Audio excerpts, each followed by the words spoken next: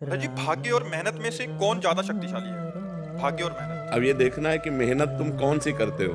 अगर केवल तुम असत मेहनत करते हो तो भाग्य प्रारब्ध को तुम परास्त नहीं कर सकते। अगर भजन करने की मेहनत करते हो, सत मेहनत करते हो, तीर्थ यात्रा है, पुण्य है, दूसरे का परोपकार है, खूब नाम जप है, तो भाग्य को बदल सकते हो। फावड़ा चलाने से भाग्य नहीं बदलने वाला, या खूब पढ़ाई लिखाई करने से भाग्य नहीं बदलने वाला। बड़े पढ़े लिखे ऐसे घूम रहे हैं, डिग्री लिए घूम रहे हैं, क्योंकि भाग्य में नहीं है ना नौकरी, तो ड्यूटी नहीं, अर्थ नहीं, क्योंकि भाग्य बुरा है तो दुख भोगना है। और बहुत ऐसे हैं कि ज्यादा पढ़े लिखे नहीं, ज्यादा उसको इसका माइंड नहीं, कार में घूम रहे हैं क्योंकि भाग्य बढ़िया है। तो भाग्य बदला जा सकता है पुण्य के द्वारा, तीर्थयाटन के द्वारा, नाम जप के द्वारा, परोपकार के द्वारा। अगर ये कर्म नहीं है तो फावड़ा चलाने से, मेहनत करने से भाग्य नहीं बदलता है। भाग्य बदलता है सत्कर्म के द्वारा।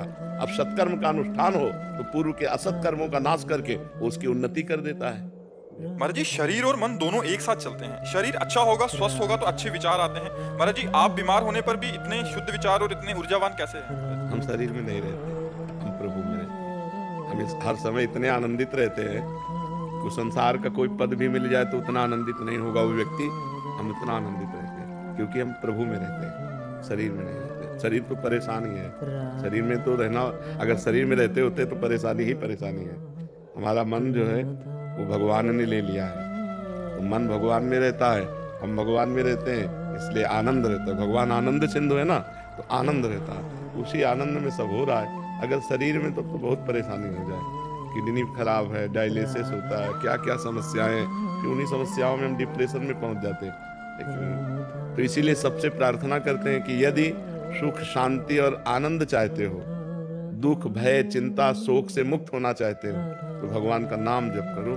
नाम जपने से महा आनंद की प्राप्ति होगी।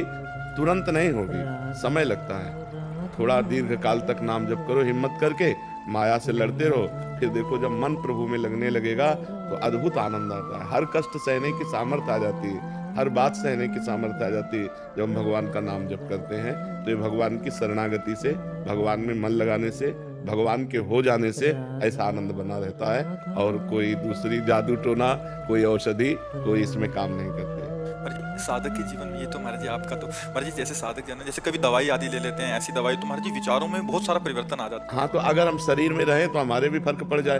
वो टेबलेट शरीर में गए, हम ठाकुर जी में है तो उससे क्या फर्क पड़ेगा, इसलिए होता है। जैसे पवित्र हृदय है ना, थोड़ा भी कुछ जाएगा तो पता चल जाएगा। थोड़ा भी अगर हम जैसे अभी इसमें भाव जनरल आदमियों का कर लें तो एक एक आदमी का प्रभाव हमारे ऊपर पड़ेगा।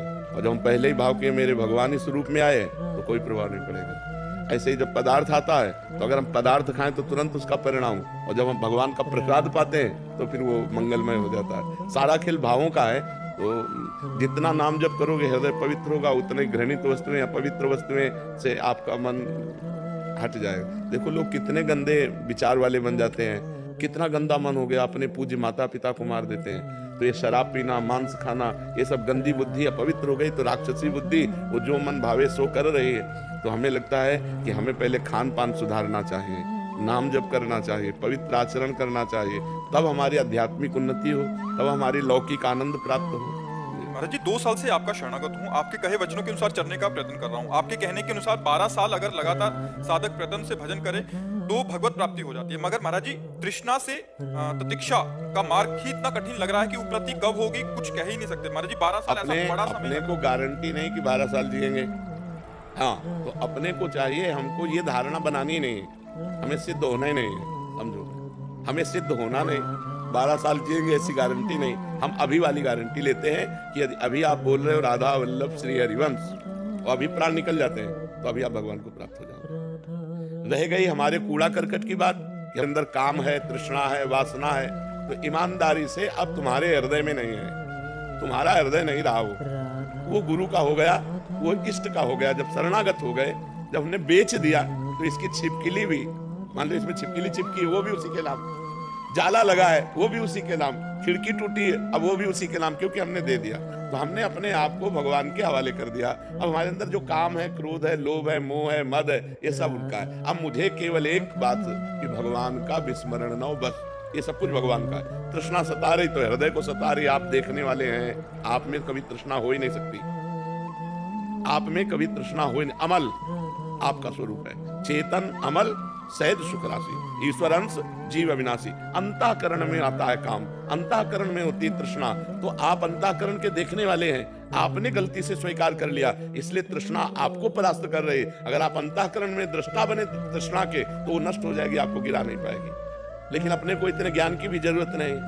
हे नाथ, मैं आपकी शरण में हूं, जैसे हो जितने हो जो कुछ हो प्रभु के हो, ये बस मान लो।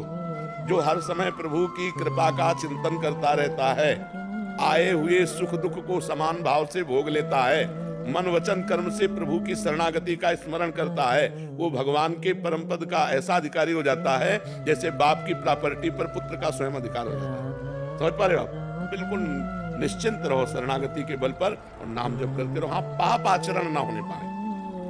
कोई पाप नहीं महाराज जी, जो आपने बोला वैसे ही है जी। लेकिन एक मन में ऐसा रहता है कि डेली बोलना पड़ता है कि भाई मैं ये नहीं हूँ, मैं तो कुछ हूँ, मैं तो शरणागत हूँ। हाँ, बिल्कुल, शरणागत हूँ, ये जो हो रहा है, ये जो आ रहा है मेरा नहीं है। हाँ, बिल्कुल बिल्कुल बिल्कुल बिल्कुल। लेकिन आता है। हाँ, वो उनके घर में आता है ना। ये घर तो भगवान के नाम दे दिया। काम भगवान का पुत्र है। श्री कृष्ण के पुत्र प्रद्युम्न कामावतार है ना भैया, उन्हीं के लड़का बच्चा घर नहीं आएंगे तो और क्या करेंगे। अपने को चिंता नहीं करनी, मस्त रहो भगवान की शरणागति में। हाँ, जब गलत कार्य की बात आवे तब उस समय की नहीं, हे भगवान आपने निषेध किया है, ये नहीं होना चाहिए, आपके दास से गलत नहीं होना चाहिए। प्रभु अगर गलत होने जा रहा है तो संभालो, आप हमें रोको, आप सर्व सामर्थ्यशाली हो। बहुत लड़ाई भी होती है ना प्रभु से। यही लड़ाई रोज हो रही है। अपने बैठ के यही लड़ाई। हाँ, अंदर अंदर उनसे लड़ते और कहते हैं तुम्हारे सिवा है नहीं कोई, इसलिए लड़ेंगे भी आपसे और प्यार भी आपसे करेंगे। तो ये बात है, मस्त रहो एकदम। और एक गुप्त बात बताएं, जैसे बहुत पुराना वृक्ष हो, जैसे बरगद का है, पीपल का है, और उखाड़ के वायु गिरा दे तो महीनों हरा भरा रहता है, लेकिन जड़ उसकी उखड़ चुकी है। ऐसे ही अनंत काल से हम कामादि के वशीभूत रहे हैं। इनकी जड़ तो उखड़ गई है क्योंकि हम शरणागत हो गए, लेकिन ऊपर से हरे भरे दिखाई दे रहे हैं। अब उनमें जड़ नहीं रह गई। अब समय लगेगा सूखने में, और जहां सूख गए तो निर्विकार हो जाओगे। काम क्रोध मद मान न मोहा, लोभ न क्षोभ राग नहीं द्रोहा, ऐसा हृदय हो जाएगा। बहुत लंबे समय तक ये लड़ाई लड़नी होती है। ये लड़ाई ऐसी नहीं कि 2 4 6 दिन में ऐसे हट जाए, बहुत लंबे समय तक। वो भगवान कृपा करे तो मिनट में हो जाए, ये भी बात है।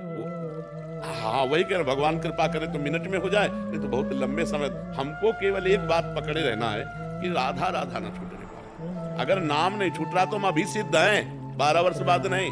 अभी हमारे प्राण निकलते तो अभी हम भगवत प्राप्त हो जाएंगे, 12 वर्ष के बाद जाने दो।